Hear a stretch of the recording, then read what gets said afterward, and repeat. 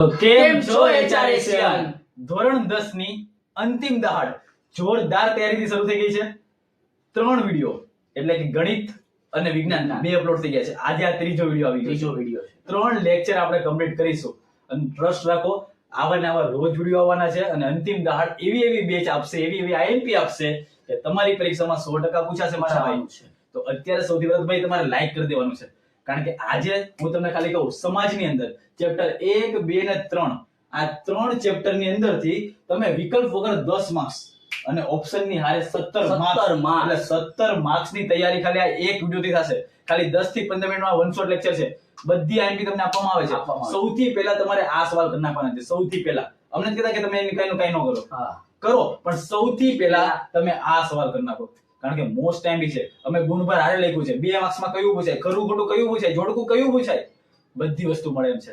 પણ સૌથી પહેલા તો ભાઈ લાઈક કરી દેજો અને જે લોકો આપણા 10મા ના ગ્રુપમાં નથી જોડાના એ લોકો WhatsApp ની અંદર જોડાઈ જાવ. નીચે ડિસ્ક્રિપ્શનમાં લિંક આપી દીધી છે. તમે મોર નો ઓપ્શન ક્લિક કરશો એટલે 10મા નું ગ્રુપ હશે, એમાં જોઈન થઈ જાવ. તમારા માટે જ બનાવ્યું છે. શરૂઆત કરવી છે આપણે ધોરણ 10 ની ચેપ્ટર નંબર 1, 2 અને 3 સમાજના પહેલા 3 ચેપ્ટર મોસ્ટ ટાઈમ સવાલ આપ્યા છે. ધ્યાનથી નોટ અને પેન લઈને લખી નાખજો. ડાયરેક્ટ ધ્યાન આપો અહીંયા બોર્ડ ઉપર. ચાલો તો બાળકો આજે આપણે જોવાનું છે ધોરણ 10 નું સમાજની અંદર ચેપ્ટર નંબર 1, 2 અને 3. સાહેબે વાત કરી એમ જનરલ ઓપ્શન વગર તમને 10 ગુણ મળવાના છે અને જનરલ ઓપ્શન સાથે 17 ગુણ. 17 ગુણ ભાઈ આંકડો નાનો નથી. 80 માંથી 17 ગુણ ખાલી આ બોર્ડ ઉપરથી મળવાના છે. વૈધા કેટલા? 63 ગુણ જ વૈધા. એ જ કવર કરવાના છે. બરોબર, ધ્યાન આપી દો ફટાફટ ચકાચક. પહેલો ક્વેશ્ચન નંબર 1 અથવા તો ચેપ્ટર નંબર 1 ની જો આપણે વાત કરીએ તો એનો ગુણભાર છે 3 અને 5. સર આ શું લખ્યું સમજાવી દઈએ. 3 અને 5 એનો મતલબ કે પહેલા જે 3 લખ્યા છે એ જનરલ ઓપ્શન વગર 3 છે અને જનરલ ઓપ્શન સાથે જો હું વાત કરું તો એના 5 ગુણ આપ્યા છે. જનરલ ઓપ્શન વગર 3, જનરલ ઓપ્શન સાથે 5.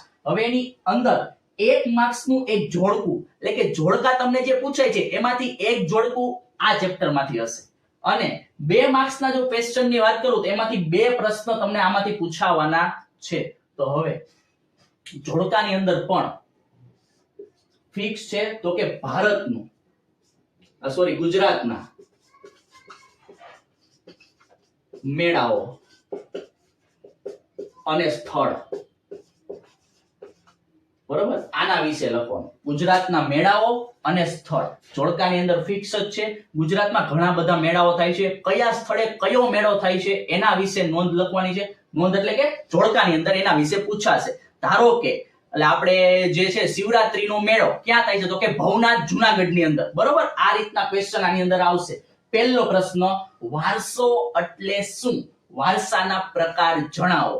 આટલી જ વસ્તુ લખવાની. વારસો એટલે શું એટલે કે વારસાની વ્યાખ્યા લખો પહેલા અને વારસાના પ્રકાર. કેટલા પ્રકારના વારસા છે તો કે પહેલો છે સાંસ્કૃતિક વારસો, પછી છે પ્રાકૃતિક વારસો. તો આ બે વારસાના નામ લખો, વારસાની વ્યાખ્યા લખો, પૂરું. 2 જ માર્ક્સમાં આટલી જ વસ્તુ લખવાની છે, વધારે પડતું કઈ લખવાની જરૂર નથી. ત્યારબાદ બીજું, સાંસ્કૃતિક વારસો અને પ્રાકૃતિક વારસાનો તફાવત.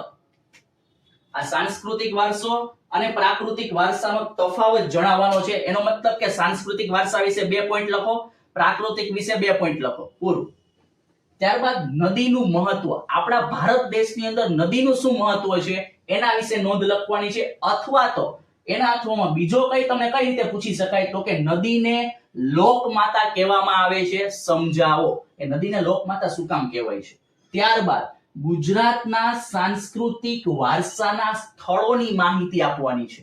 ગુજરાતના સાંસ્કૃતિક વારસાના જેટલા સ્થળો છે એના વિશે માહિતી આપવાની. સર અમારી ચોપડીમાં ઘણા બધા સ્થળો આપ્યા, શું બધા લખવાના? નહીં, તમને કોઈ પણ 2 સ્થળ વિશે માહિતી આપી શકો, કારણ કે 2 જ માર્ક્સ નો ક્વેશ્ચન છે. બરોબર, હવે આર્ય પ્રકૃતિ પ્રેમી હતા, સમજાવો. આર્યો જે છે એ પ્રકૃતિ પ્રેમી હતા, સમજાવો. IMP ક્વેશ્ચન છે ભાઈ કે આર્યો જે છે એ પ્રકૃતિ પ્રેમી હતા, શું કામ? સમજાવો. ત્યારબાદ દ્રવિડ લોકો વિશે માહિતી આપવાની છે અને છેલ્લો ક્વેશ્ચન નંબર 7, ભારત માટે હિમાલયનું મહત્વ સમજાવો.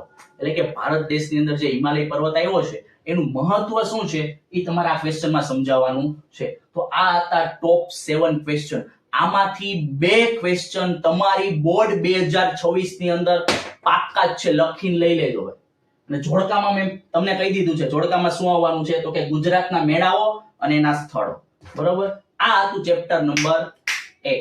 હવે વાત કરીએ ચેપ્ટર નંબર 2. ગુણભાર સેમ જ છે 3 અને 5. ફરી એકવાર કહી દઉં 3 એટલે કે જનરલ ઓપ્શન વગર કેટલા માર્ક્સ છે 3. જનરલ ઓપ્શન સાથે કેટલા આવશે તો કે 5 ગુણ. એની અંદર પણ એક જોડકું પૂછાવાનું છે અને 2 માર્ક્સના 2 ક્વેશ્ચન આવવાના છે. પહેલા ક્વેશ્ચનની જો આપણે ચર્ચા કરીએ તો કે ભાઈ માટીકલા વિશે નોંધ લખવાની છે. બીજો ક્વેશ્ચન જે છે પડી પટોળે ભાત ફાટે પણ ફીટે નહીં કહેવતનો અર્થ સમજાવવાનો છે. પડી પટોળે ભાત ફાટે પણ ફીટે નહીં, અથવા તો આના અથવામાં તમને આ પણ પૂછી શકાય કે પાટણના પટોળા વિશે નોંધ લખો. તો પણ તમારે આ જ ક્વેશ્ચન લખવાનો છે. બેમાંથી કોઈ પણ એક ક્વેશ્ચન પૂછી શકાય. મોસ્ટ આઈએમપી ક્વેશ્ચન છે. 2 માર્ક્સ ની અંદર મોસ્ટ આઈએમપી છે 2026 માં આવવાનો જ છે ભાઈ આ ક્વેશ્ચન નંબર 2. ત્યારબાદ છે ભવાઈ વિશે નોંધ લખવાની છે. ત્યારબાદ છે માટીકલા. પછી પાંચમું જે છે એ કથકલી નૃત્ય શૈલી વિશે માહિતી આપવાની છે. કથકલી નૃત્ય શૈલી છે એના વિશે તમારે માહિતી આપવાની છે. ત્યારબાદ છે 6થા નંબરનો નાટ્યકલા સમાજ જીવનને પ્રતિબિંબિત કરે છે સમજાવો. નાટ્યકલા જે છે એ આખા આપણા સમાજ જીવનને પ્રતિબિંબિત કરે છે. એનો મતલબ કે આપણા સમાજને કઈ રીતે આગળ વધારે છે એના વિશેની માહિતી તમારે આપવાની છે નાટ્યકલામાં. બરોબર. ત્યારબાદ છેલ્લો પ્રશ્ન નંબર 7 છે. એમાં પહેલું છે ધાતુ કામ અને બીજું છે જરી કામ. એટલે કે જરી કામ માટે આપને ખબર છે ભાઈ સુરત જવાબદાર છે.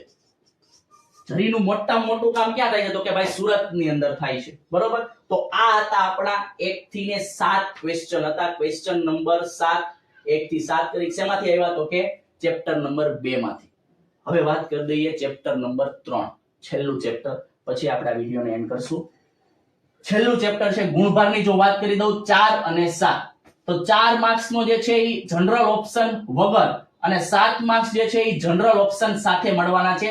1 માર્ક્સ ખરું અને ખોટું. ખરું ખોટું આમાંથી આવશે 1 માર્ક્સ નું ફિક્સ જ છે. ખરું ખોટું જ આવવાનું છે 1 માર્ક્સ નું ચેપ્ટર નંબર 3 માંથી. ત્યારબાદ 3 માર્ક્સ ના 2 ક્વેશ્ચન આવે છે. કેટલા? 2. કેટલા માર્ક્સ ના? 3 માર્ક્સ ના 2 ક્વેશ્ચન છે. એટલે 6 માર્ક્સ આના થઈ ગયા અને 1 માર્ક્સ આનો. 7 માર્ક્સ નું ચેપ્ટર છે જનરલ ઓપ્શન સાથે 7 માર્ક્સ આમાંથી મળવાના છે. ચર્ચા કરી લઈએ. પહેલા ક્વેશ્ચન તમને પૂછાય છે આકૃતિ આધારિત. એક આકૃતિ આપી હોય, નીચે પ્રશ્નના જવાબ આપ્યા હોય. બરોબર. તો એ પ્રશ્નના જવાબ તમારે આકૃતિ ઉપરથી લખવાના છે કે ચોપડી આધારિત આકૃતિ હોય એમાંથી તમારે પ્રશ્નના જવાબ. દાખલા તરીકે કુતુબ મિનાર છે. બરોબર. બીજું હોઈ શકે સૂર્ય મંદિર, તાજમહેલ હોઈ શકે. બરોબર. તો આવી ટાઈપની આકૃતિ હોઈ શકે. એના નીચે તમે પ્રશ્ન આપ્યા હશે, એના જવાબ તમારે આપવાના છે. આકૃતિ આધારિત પ્રશ્ન એક ફિક્સ જ છે 3 માર્ક્સ ની અંદર આ ચેપ્ટરમાંથી. ત્યારબાદ આપણે વાત કરીએ જે પ્રશ્ન નંબર 2, તો કે પ્રાચીન ભારતના એક નગર તરીકે ધોળાવીરાનો પરિચય આપવાનો છે. કે પ્રાચીન ભારતનો એક નગર તરીકે ધોળાવીરાનો પરિચય આપો. ત્યારબાદ પ્રશ્ન નંબર 3, મોહેન્જો-દડોના લોકો સ્વચ્છતા અને આરોગ્યના ઊંચા ખ્યાલો ધરાવતા હશે, આમ સાથી કહી શકાય. બરોબર. આ ક્વેશ્ચન આઈએમપી લાગે છે ભાઈ આપણને. ત્યારબાદ હું વાત કરવા જાઉં તો કે મોહેન્જો-દડોની નગર રચનામાં સ્વચ્છતા અને ગટર યોજના વિશે માહિતી આપો 3 માર્ક્સ ની અંદર. ત્યારબાદ રસ્તાઓ સાહેબ, રસ્તાઓની માહિતી આપવાની ગટર યોજના સાથે.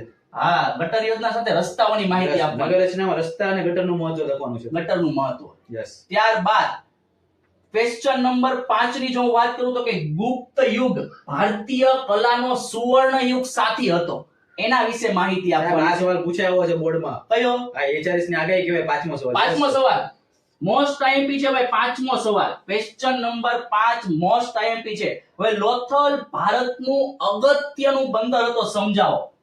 આઈએમપી લોથલ જે છે એ ભારતનું અગત્યનું બંદર હતો. મોસ્ટ આઈએમપી ક્વેશ્ચન છે ક્વેશ્ચન નંબર 6. ત્યારબાદ હું વાત કરું કે પ્રાચીન ભારતનું નગર આયોજન જણાવવાનું છે. પ્રાચીન ભારતમાં જે નગરના આયોજન હતા એ તમારે આની અંદર જણાવવાના. છેલ્લો પ્રશ્ન છે મોઢેરાના સૂર્ય મંદિર વિશે નોંધ લખ 3 માર્ક્સ ની. 8 પ્રશ્નની આપણે ચર્ચા કરી છે. એમાંથી 3 ક્વેશ્ચન જે છે એ આપણે IMP આપ્યા છે. બરોબર? તો આ હતા આપણા સમાજની અંદર ચેપ્ટર નંબર 1, 2 અને 3 ના ક્વેશ્ચન. ભાઈ આનો મતલબ કે આજે સમાજમાં જે 3 ચેપ્ટર મેં કર્યા એમાંથી મારે વિકલ્પ વગર 10 અને વિકલ્પની સાથે 17 માર્ક્સ થઈ ગયું છે. અને હેતુલક્ષીની ચિંતા ના કરતા, હેતુલક્ષી માટે જોરદાર વનશોટ આવશે. આ તો હતું ખાલી સમાજનો પહેલો લેક્ચર. 3 ચેપ્ટર ને આપણે કવર કરી નાખ્યા છે. ભાઈ ટ્રસ્ટ કરો, 1 મહિનો અમને આપો, ખાલી 1 મહિનામાં આખો સિલેબસ કવર કરી દેશું. Don't worry. દરેક લેક્ચર હવે ફૂલ જોશથી મળવાના છે અને આવી નવી આગાહી તો આવતી જ રહેશે. પણ એ વિડીયોમાં લાઈક કરી દેજો અને નીચે જે ગ્રુપ આપ્યું છે એમાં જોઈન થઈ જજો, કારણ કે હવે આવી નવી IMP મળતી રહેશે. તો આજે જેટલા બી સવાલ આપ્યા છે, આ સવાલ તમારે પહેલા કરવાના છે. સૌથી પહેલા તમે આની પર ફોકસ કરો, પછી બાકી બધું બીજું સ્કૂલમાંથી આવે, ટ્યુશનમાંથી આવે, બધું પછી. સૌથી પહેલા આ સવાલ પર ફોકસ કરો કે બોર્ડ 2024 માટે 100% કામના છે. તો મળીએ છીએ નવા લેક્ચરમાં. ત્યાં સુધી જય હિન્દ, જય ભારત.